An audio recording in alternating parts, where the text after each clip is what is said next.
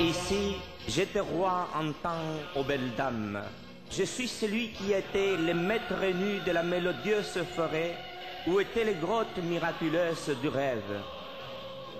Espagne, ici j'étais roi jusqu'au jour où sont arrivés des terribles brigantins avec des enfants blindés de cuirasses qui en jute d'arquebuses et d'épées ont ruiné mon royaume avec ma race. J'ai tout perdu jusqu'à ma langue qui comme un oiseau gérouti chante et pleure et comme le miel doux et parfumé poursuivi agonise dans ma gorge. Mon pauvre Routaou, fantôme vivant de la race, pleure encore son chagrin d'amour depuis ce jour. Je suis le roi, nu et pensif, qui entend ici régner aux belles dames.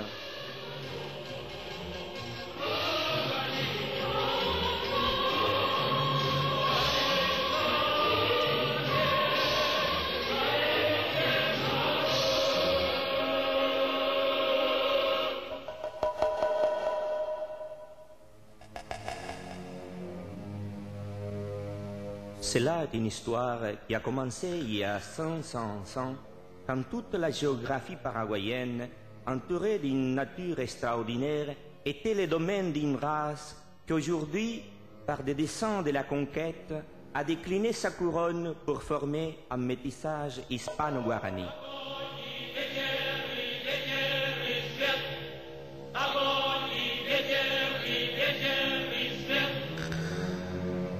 Dans son immense empire vert, les natifs guaranis jouissaient de la plus grande liberté jusqu'au jour où le fleuve Paraguay les ramenait la surprise des inconnus brigantins à la tête des entreprises de conquérants espagnols.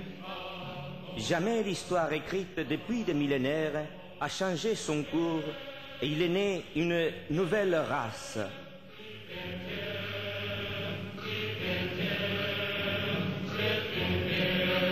Fascinés par des continuelles découvertes de beautés jamais imaginées, les expéditionnaires ont parcouru des champs et des forêts et sont arrivés à amasser des trésors incalculables, malgré les hostilités des aborigènes, jusqu'en 1537, où Don Juan de Salazar de Espinosa a fondé la ville d'Asunción.